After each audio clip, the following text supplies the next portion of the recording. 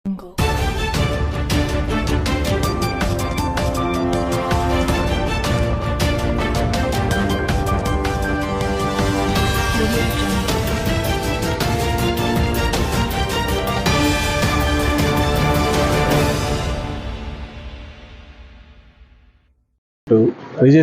Documents ఇవన్నీ వేరు issues. Jaganmohan Reddy గారు వచ్చాకనే ఫస్ట్ టైం ఎప్పుడో 1907లో జరిగింది, అంటే 100 ఏళ్ల క్రితం సర్వే జరిగింది. తర్వాత సర్వే జరగలేదు. భూములు లిటిగేషన్లు, గొడవలు 50 years 60 years అయినా తెగని ఉంటాయి. అందుకే ఒకసారి సమగ్ర భూ సర్వే చేయాలనేది ఒక సాహసోపేతమైన చర్య ఆయన తీసుకుంది. ఇప్పటికి 5-6 వేల గ్రామాల దాకా పూర్తి అయినట్టున్నాయి. లిటిగేషన్ నుండి తెగని ఉంటే పక్కన పెడుతూ మిగిలిన సర్దుకుంటూ పర్ఫెక్ట్ మ్యాపింగ్ చేసుకుంటూ వస్తున్నారు. అది ఒక పార్ట్.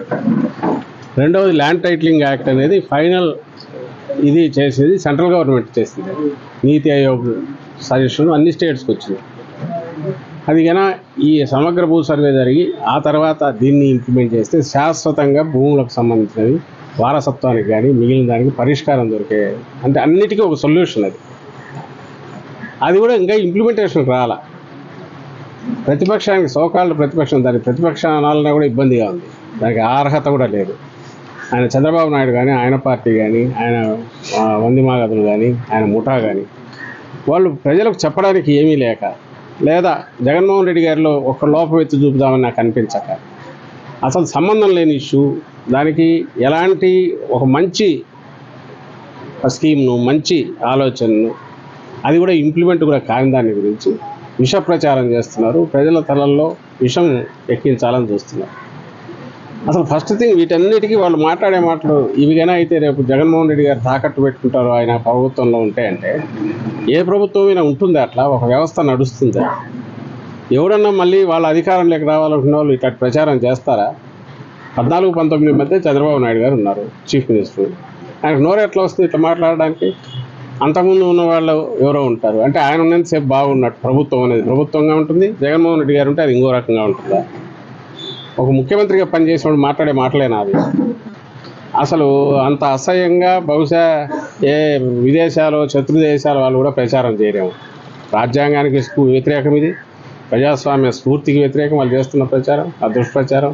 అంటే ఎంత డెస్పరేషన్లో ఉన్నారో, ఇంకా ఓడిపోతున్నాం, మా బతుకు ఇంకా అయిపోయింది, వైండప్ దగ్గరలో ఉంది పార్టీ అనే దీంతో వస్తున్న డెస్పరేషన్ మాటలు అవి. ప్రజలు కూడా వాటిని విశ్వసించట్లేదు. అంటూ రెండవది, జగన్మోహన్ రెడ్డి గారు వచ్చాక ఎన్ని లిటిగేషన్లు ఇచ్చేశారు, అసైన్ ల్యాండ్స్ అన్ని ఫ్రీ చేశారు, చుక్కల భూములు ఫ్రీ చేశారు.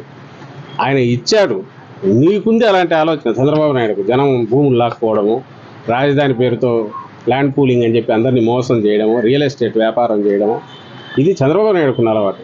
జగన్మోహన్ రెడ్డి గారికి రైట్స్, హక్కులు కల్పించడం ఈయన ఫస్ట్ టైం అలవాటు చేశాడు. ప్రజలకు హక్కులు కల్పించడం, వాళ్ళ ల్యాండ్ మీద వాళ్ళకి హక్కులు కల్పించడం ఏం చేశాడు? అసలు అలాంటి ఆలోచన కూడా ఈయనకు రాదనేది ప్రజలకు తెలుసు. సో ఇది దుష్ప్రచారం, అది ప్రజలకు కూడా తెలుసు. దానివల్ల ఏం ఉపయోగం లేదు. ఇంకా 10 రోజులు మాత్రమే వీళ్ళు నోటికొచ్చినట్టు మాట్లాడతారు. 13వ తేదీ తర్వాత అన్ని మైకులు ఇదైపోతాయి, వాళ్ళ నోర్లు కూడా కట్టుబడిపోతాయి.